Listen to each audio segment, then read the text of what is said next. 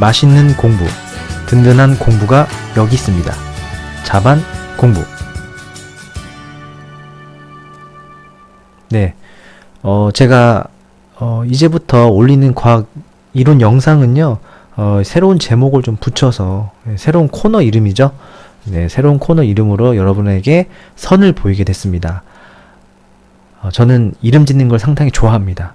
뭐 이름이 유치할 수도 있고 뭐 아니면은 뭐 좀 이상할 수도 있는데 제가 여러분들에게 말씀드리고 싶은 내용의 좀 목적이나 의미를 저는 제목에 좀 담는 걸 좋아하다 보니까 앞으로는 이 제목으로 앞으로 과학 이론 영상을 올리려 하니까 많은 관심 부탁드립니다.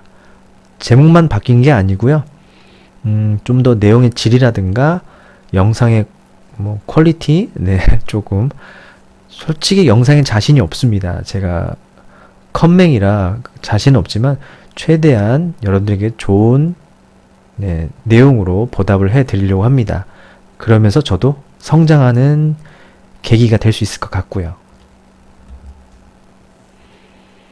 자, 혹시나 이 영상을 보시는 분들 배고프시나요? 저는 참고로 지금 배가 안 고픕니다. 네. 밥을 먹고 나서 지금 이 영상을 만드는 거기 때문에 배고프지 않지만 제가 나중에 다시 이 영상을 보게 된다면 배고플 수도 있겠죠. 혹시나 여러분들 지금 배고프시다면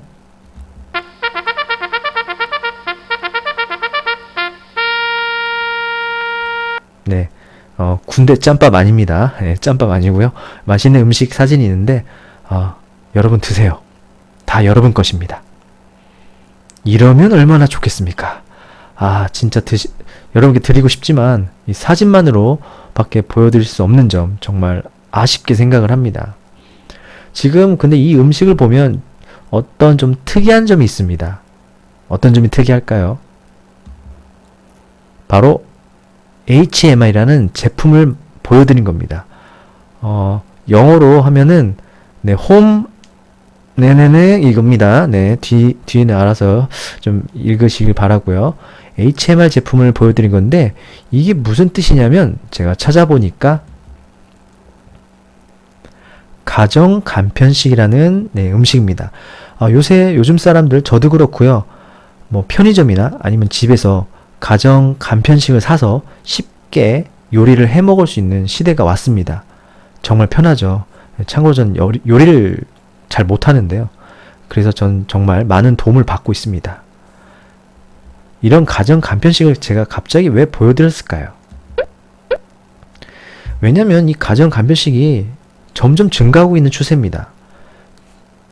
왜 저는 가정 간편식이 계속 증가하고 있는 이유가 무엇일지 한번 궁금해 와서 제 나름대로 생각을 해봤습니다.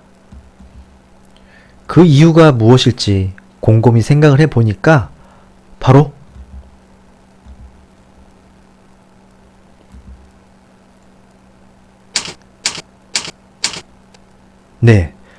바로 이 전자레인지 때문이 아닐까라는 생각을 했습니다.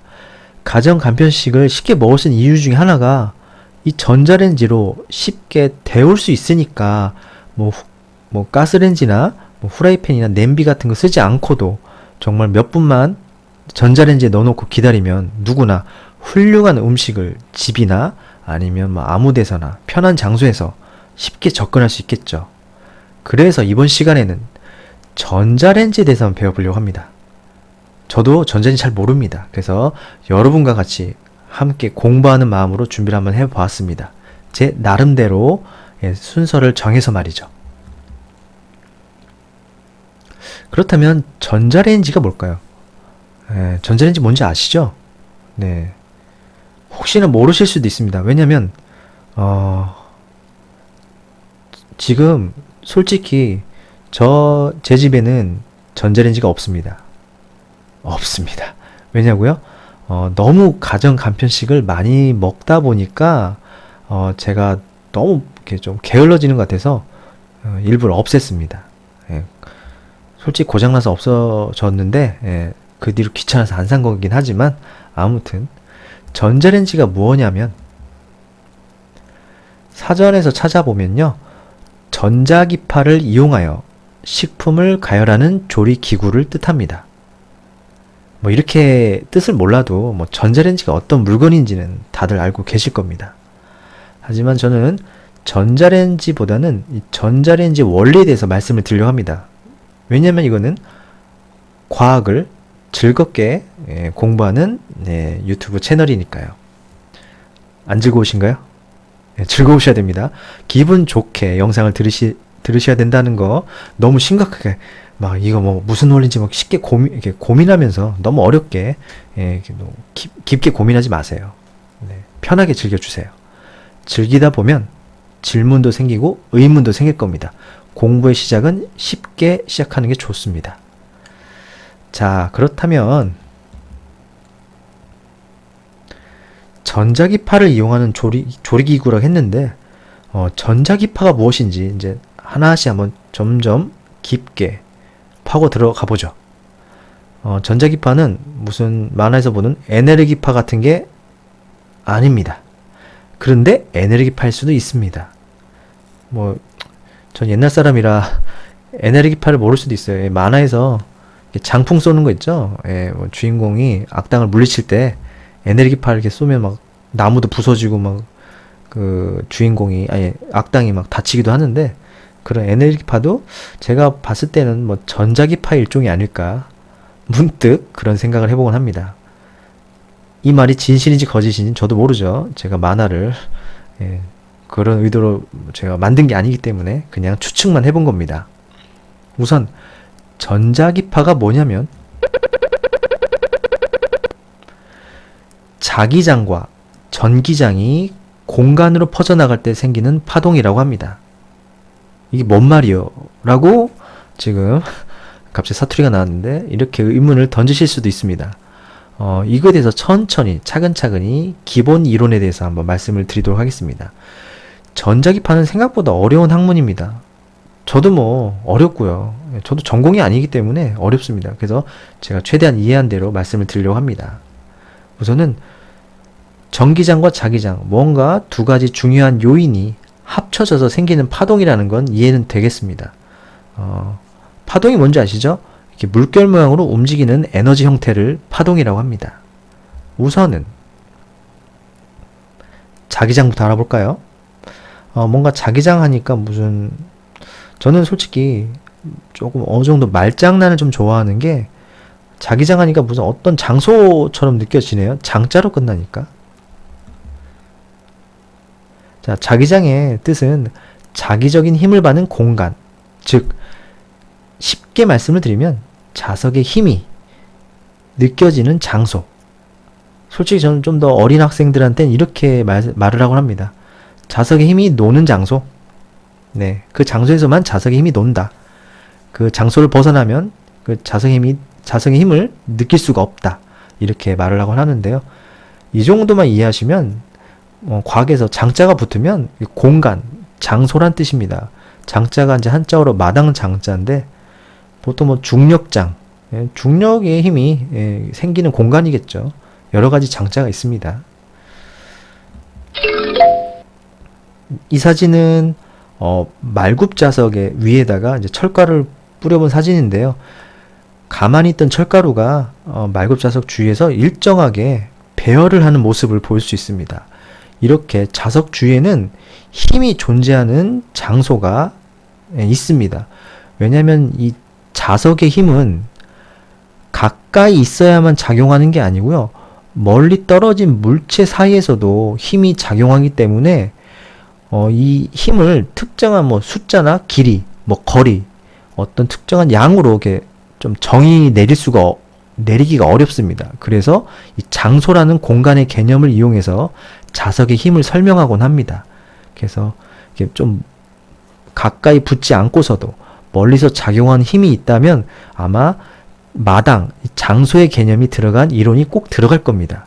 아까 말씀드렸지만 중력장도 멀리서 떨어진 물체 사이에서 작용하는 힘이거든요. 그래서 장소의 개념이 들어가게 돼서 설명을 하게 되는 거죠. 여기까지가 자기장의 의미입니다. 이번에는 전기장 한번 말해볼까요? 전 전기장 하니까 그 전기 매트가 생각나는데, 예. 네, 죄송합니다. 아무튼. 자, 전기장에 대해서 말씀을 드리겠습니다. 전기장도 뭐 전기 힘이 노는 장소 이렇게 이해하시면 돼요. 근데 이제 사전에서는 전하가 전기적인 힘을 받는 공간, 전하는 그 플러스 빼기 전기를 말하는 겁니다. 그런 전하들이 전기적인 힘을 받는 공간, 당연히 그 공간을 벗어나면 힘을 안 받겠죠. 네, 쉽게 이해하시면 전기들의 힘이 발생하고 있는 장소를 이렇게 뜻하면 그렇게 이해하시면 됩니다.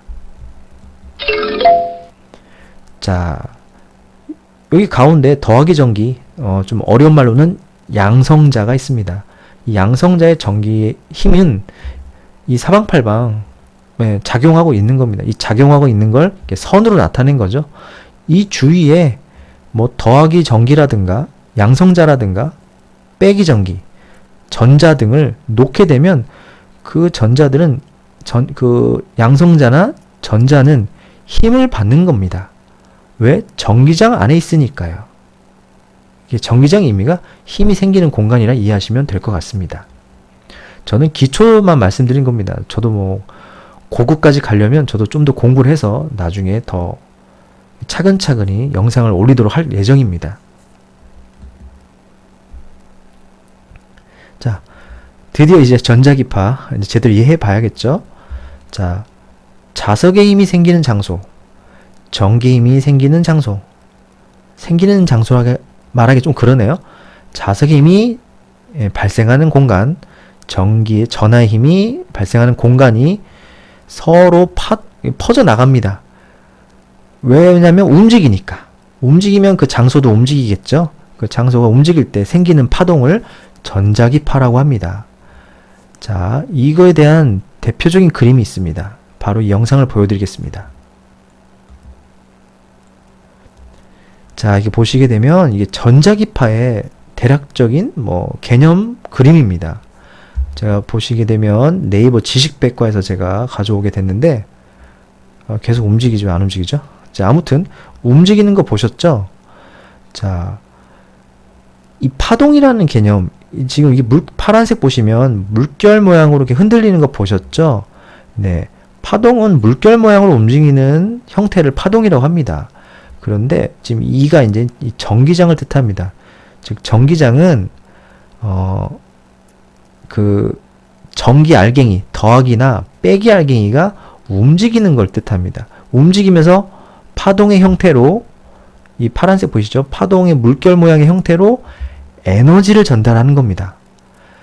알갱이가 이동하는 게 아니고 에너지가 전달되는 형태를 파동이라고 하는 겁니다.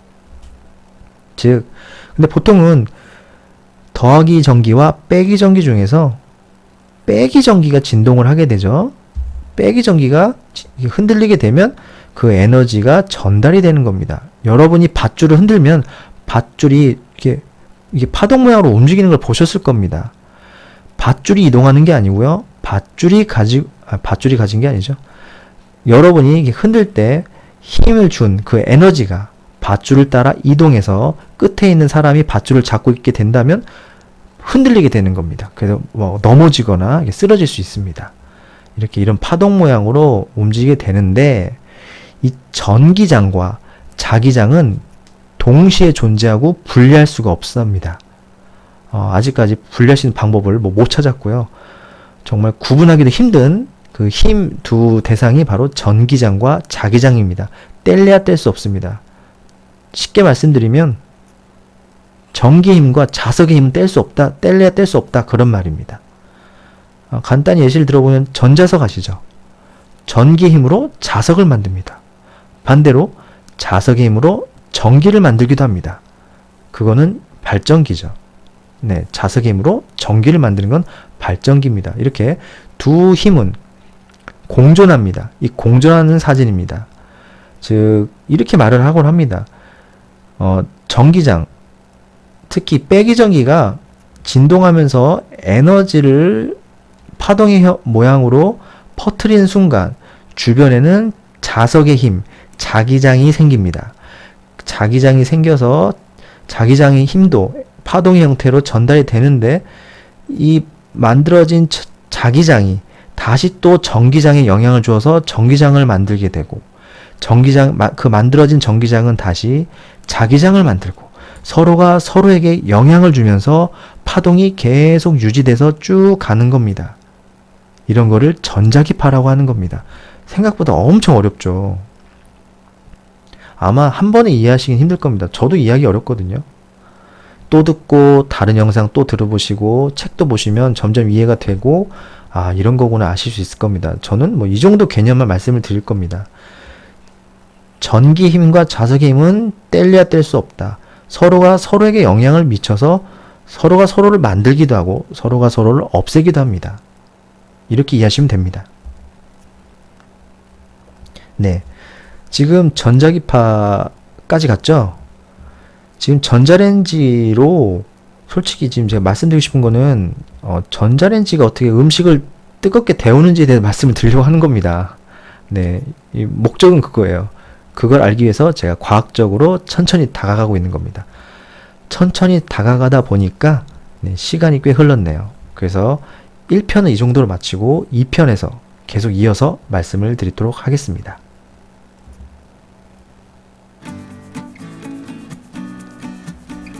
꿀맛처럼 맛있게 공부하셨나요? 다음에 만나요.